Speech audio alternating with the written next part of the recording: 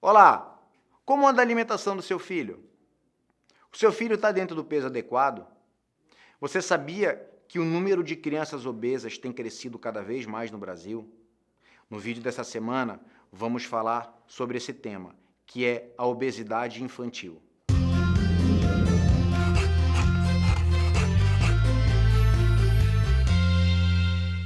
E para ajudar a gente nesse assunto, eu trouxe a minha amiga Mônica Sotomayor, que é nutricionista e trabalha na área de nutrição infantil. E nesse assunto, nesse tema, que no meu ponto de vista hoje é um tema muito importante, a Mônica vai explicar para a gente como é que está a alimentação das crianças no Brasil, a alimentação das crianças no nosso estado, na nossa cidade. Mônica, muito obrigado por você ter vindo aqui para poder esclarecer para a gente esse assunto que é de extrema importância, né, para nós que somos pais e para os pais que estão nos assistindo. Mônica, fala para a gente como é que está a obesidade infantil no Brasil. No Brasil é um dado muito preocupante, né? Infelizmente, segundo o último censo, a obesidade infantil entre crianças de 8 a 9 anos já desponta entre quase 15%, são 13% das crianças brasileiras já apresentam obesidade mesmo, né? Isso é classificado no cartãozinho da criança, né? O Ministério da Saúde, quando a criança nasce, ele já vai com o cartão de saúde, e no cartão de saúde tem a classificação da criança em relação a peso e altura, e que deve ser acompanhado ao longo do período da idade da criança. O cartão vai até 10 anos e depois tem o cartão do adolescente, que começa dos 10 e vai até aos 18 anos e 11 meses. Então, durante todo esse período, entre a infância e a adolescência, deve ser acompanhado.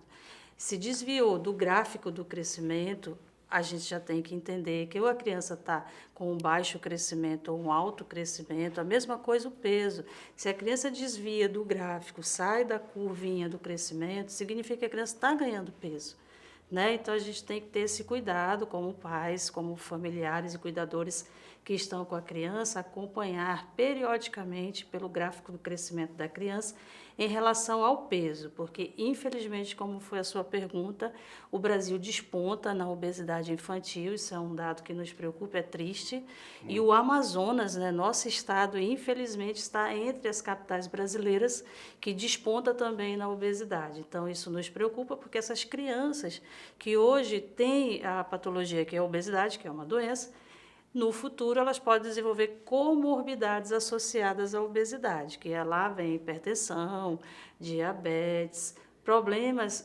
cardiovasculares, problemas ósseos, deformidades ósseas, né, nas crianças, dores, né, nas articulações. Então, tudo isso é um agravante, além dos aspectos emocionais, né, Marco, que a gente sabe. Na escola, a criança sempre é taxada.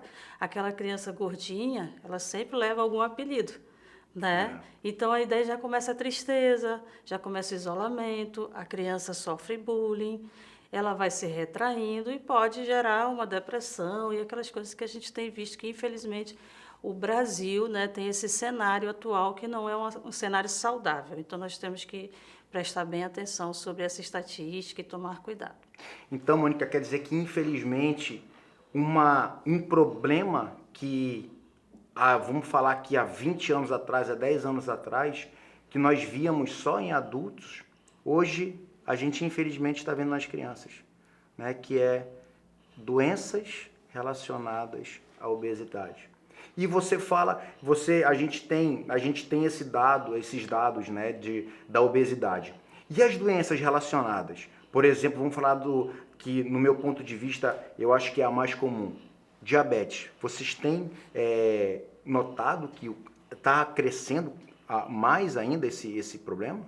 Existe o diabetes do tipo 1, que é aquele que a criança já nasce, por uma insuficiência do pâncreas em produzir insulina. Mas a gente, com relação à obesidade infantil e a comorbidade, que é a diabetes do tipo 2, que já é adquirida pela questão de hábitos irregulares, inatividade física, se alimenta direitinho, né? Não tem um lazer, a criança não gasta aquela energia, a criança não tem uma escolha alimentar correta, né? Ela não tem fibras, verduras, legumes, a alimentação é muito com guloseimas, né? Aquela gordura adquirida mais de alimentos aqueles alimentos de pacotinho, né? Que desembala bastante, Suquinho. alimentos industrializados, que é o que a gente chama de ultraprocessado.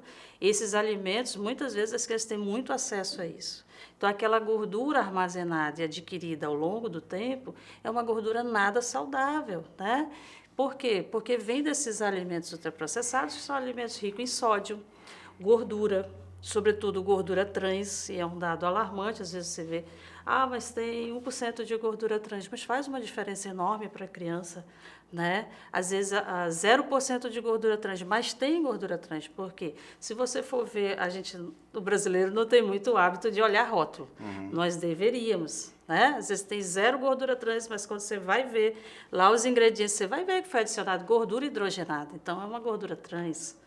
Então, atentar também para os rótulos dos alimentos. E, às vezes, as crianças estão nessa questão do alimento super processado, ultraprocessado, que não é nem considerado alimento, né? Muitas vezes é só uma essência do alimento que está ali. E esses alimentos, eles têm o hipersabor, então as crianças acabam adorando, né? Até o barulhinho, o croque-croque, o crocante. Então, a criança acaba ali se envolvendo, se encantando com aquilo e deixa de lado, né, frutas, verduras, etc. Então, aquilo ali vai fazendo com que a criança engorde e vem aí os aspectos de comorbidade, que é o que a gente falou logo no início, né? A diabetes do tipo 2, que é adquirida, nossa, essa é cruel bastante, né? E tem aumentado mais, Mônica? Tem aumentado muito a incidência em crianças e nos preocupa. No estado do Amazonas, a gente tem atendido criança do diabetes do tipo 2, eu trabalho numa unidade de saúde de crianças aqui, referência do SUS, né? O Centro de Atenção à Saúde da Criança, que é um centro de referência do apoio da criança que também tem obesidade.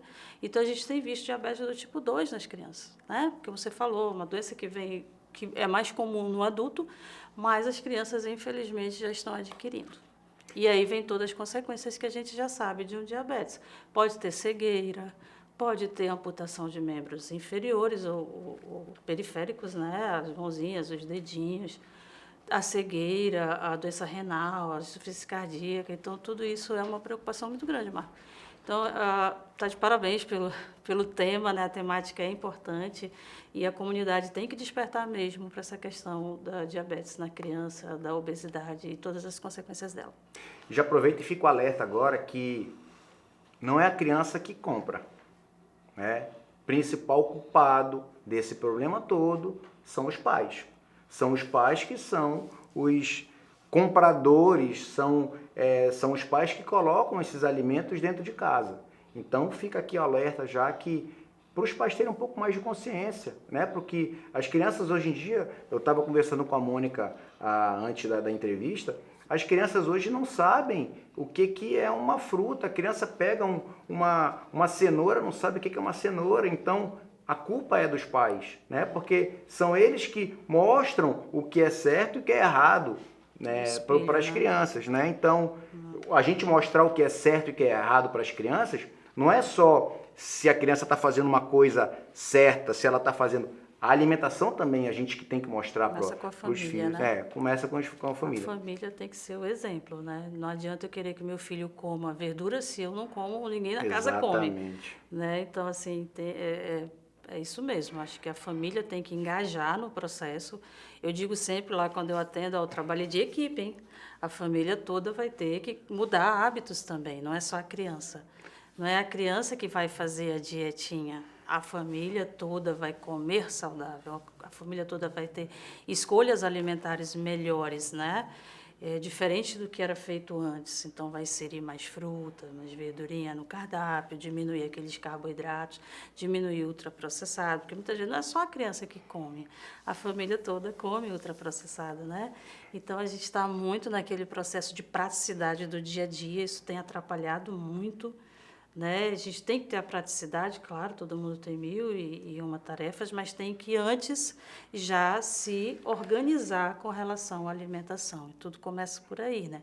O planejamento do que a gente vai comer naquele cardápio da semana e, claro, se dá o direito de uma vez na semana você ir ao shopping, você comer né, o que tem lá, um lanchinho de lá, ou numa festinha, não há problema, mas que equilibre. A gente não pode, né, Marca, importar comidinha de festa para todos os dias da nossa vida. Porque aí a gente vai ultrapassar a quantidade diária de recomendação de gordura, de açúcar, de carboidratos, e isso daí não é nada saudável. Mônica, quais são os problemas que uma obesidade pode trazer para uma criança a longo prazo? A criança que não adquiriu esses hábitos agora, o que isso pode trazer para ela futuramente? Pode trazer muitas coisas, dentre essas comorbidades que eu te falei, e a questão também até emocional, né? A gente tem visto adolescentes com depressão com a questão do ganho de peso, né? E causa transtornos também alimentares. A gente já tem visto anorexia, bulimia, né? Olha aí. Que pena, né? Que dado triste a gente tem entre os adolescentes a questão da anorexia, da bulimia, porque a não aceitação do seu corpo, da sua imagem, que foi tão rotulada quando era criança, né? De ser gordinha, de ser a baleinha, de ser isso ou aquilo, né? Infelizmente, no consultório eles se abrem muito e falam pra gente das coisas que passam e é bem triste.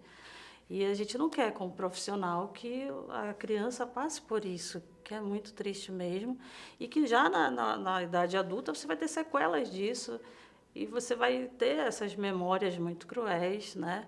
Além de toda essa questão que eu comentei há pouco, da questão até de uma questão cardíaca. Pô, desenvolvi insuficiência cardíaca porque minha alimentação e porque eu não fazia atividade física quando eu era criança.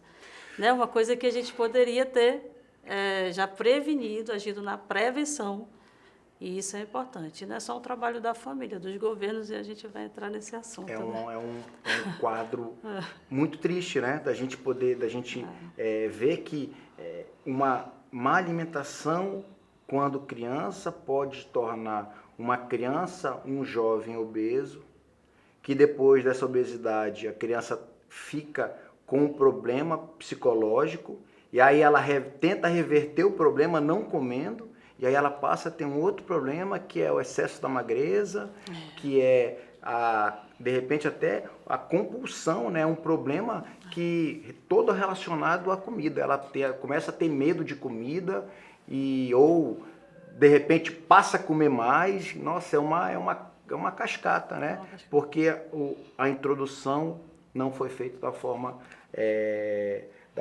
certa. Gente, finalizamos aqui esse vídeo. Vamos chamar esse vídeo de parte 1, porque a gente vai fazer a parte 2 para o vídeo não ficar muito extenso. Então, essa semana a gente finaliza com essas perguntas e semana que vem a gente vai abrir um outro conteúdo também com a Mônica para a gente poder falar um pouco mais sobre esse tema. Mônica, muito obrigado e até semana que vem.